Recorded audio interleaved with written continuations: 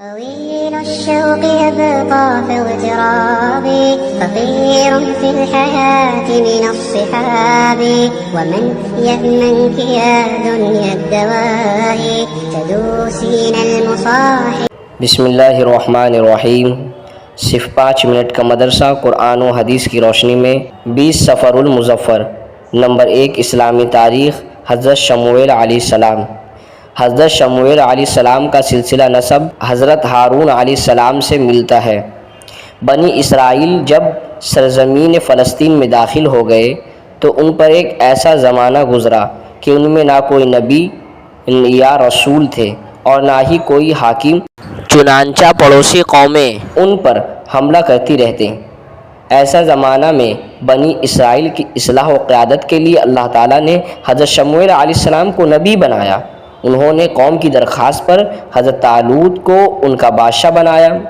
بعض لوگوں نے اعتراض کیا تو حضرت شموئیل علیہ السلام نے فرمایا یہ اللہ تعالیٰ کے حکم سے ہے اور اس کی نشانی یہ ہے کہ تمہارا صندوق جس میں نبیوں کی میراث تھی اور جس کو قوم عمالقہ لے کر چلی گئی تھی، فرشتے وہ صندوق انہیں لا کر دے گئے ہیں. چنانچہ ایسے ہی ہوا. فرشتوں نے وہ صندوق حضرت طالوت کو پہنچا دیا اور حضرت طالوت بادشاہ بنا دیے گئے. نمبر 2 حضور صلی اللہ علیہ وسلم کا معجزہ. اونٹ کا حضور صلی اللہ علیہ وسلم کی فرما برداری کرنا. حضرت جابر بن عبداللہ فرماتے ہیں ایک مرتبہ ہم رسول اللہ صلی اللہ علیہ وسلم کے ساتھ سفر سے آئے. جب ہم لوگ بنو نجار کے باغ کے پاس پہنچے تو دیکھا کہ باغ میں ایک اونٹ بیٹھا ہوا ہے جو بہت غصہ میں تھا. باغ میں جو بھی جاتا اس پر حملہ کر دیتا. رسول اللہ صلی اللہ علیہ وسلم باغ میں داخل ہوئے اور اونٹ کو اپنے پاس بلایا تو وہ آیا اور رسول اللہ صلی اللہ علیہ وسلم کے سامنے منہ کے بل زمین پر بیٹھ گیا. پھر آپ صلی اللہ علیہ وسلم نے اس کی نکیل منگوائی اور اس کو پہنا کر اس کے مالک کے حوالے کر دیا اور صحابہ کی طرف متوجہ ہو کر فرمایا کہ زمین و آسمان کے درمیان جتنی بھی چیزیں ہیں وہ جانتی ہے کہ میں اللہ کا رسول ہوں سوائے غیر ایمان والے انسان و جنات کے. نمبر 3 ایک فرض کے بارے میں. جماعت سے نماز پڑھنے کی تاکید. رسول اللہ صلی اللہ علیہ وسلم نے فرمایا مردوں کو چاہیے کہ وہ جماعت کو چھوڑنے سے رک جائے ورنہ میں ان کے گھروں میں آگ لگوا دوں گا. نوٹ: جماعت چھوڑنے والوں کے لیے حدیثوں میں بہت سخت وعید بیان کی گئی ہے، اس لیے تمام مسلمان مرد پر جماعت کا اہتمام کرنا بہت ضروری ہے. نمبر 4 ایک سنت کے بارے میں. علم کی زیادتی کے لیے دعا. علم کی زیادتی کے لیے اس دعا کا اہتمام کرنا چاہیے. ربی زدنی علما.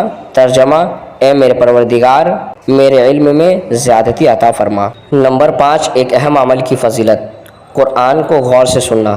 رسول اللہ صلی اللہ علیہ وسلم نے فرمایا جو شخص قرآن کی ایک آیت سننے کے لیے بھی کان لگا دے اس کے لیے ایسی نیکی لکھی جاتی ہے جو بڑھتی چلی جاتی ہے، اور جو شخص اس آیت کو پڑھے وہ آیت اس شخص کے لیے قیامت کے دن ایک نور ہوگا جو اس نیکی کے بڑھنے سے بھی زیادہ ہے.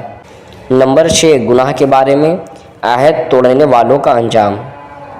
قرآن میں اللہ تعالیٰ فرماتا ہے جو لوگ اللہ تعالیٰ سے پختہ عہد کرنے کے بعد توڑ ڈالتے ہیں اور جن تعلقات کے جوڑنے کا اللہ نے حکم دیا ان کو توڑتے ہیں اور زمین میں فساد پھیلاتے ہیں، ان لوگوں پر اللہ کی پھٹکار ہوگی اور آخرت میں ان کے لیے بڑی خرابی ہوگی.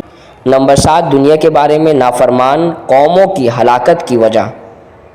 قرآن میں اللہ تعالیٰ فرماتا ہے ہم نے ایسی کتنی بستیوں کو ہلاک کر ڈالا جن کے رہنے والے اپنے سامان عیش پر فخر کیا کرتے تھے. اب ان کے یہ مکانات پڑے ہوئے ہیں جن کو ہلاک ہونے کے بعد سے اب تک بسنا نصیب نہیں ہوا مگر بہت تھوڑی دیر کے لیے.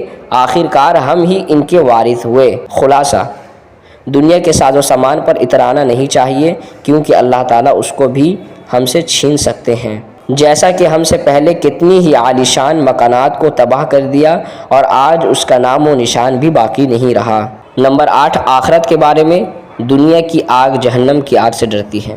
رسول اللہ صلی اللہ علیہ وسلم نے فرمایا تمہاری یہ آگ جہنم کی آگ کا 17واں حصہ ہے. اگر یہ 2 مرتبہ پانی سے نہ بجھائی جاتی تو تم اس سے نفع نہ حاصل کر سکتے. یہ آگ اللہ تعالیٰ سے دعا کرتی ہے کہ وہ اس کو دوبارہ جہنم میں نہ ڈالے. نمبر 9 طب نبوی سے علاج. زمزم کے فوائد. حضرت ابن عباس رضی اللہ تعالیٰ عنہ نے زمزم کے بارے میں فرمایا یہ ایک مکمل خوراک ہے اور بیماریوں کے لیے شفا بخش بھی ہے. نمبر 10 نبی صلی اللہ علیہ وسلم کی نصیحت۔ رسول اللہ صلی اللہ علیہ وسلم نے فرمایا، جب تم میں سے کوئی نیند سے اٹھے تو پانی کے برتن میں ڈالنے سے پہلے 3 مرتبہ اپنے ہاتھ کو دھو لے۔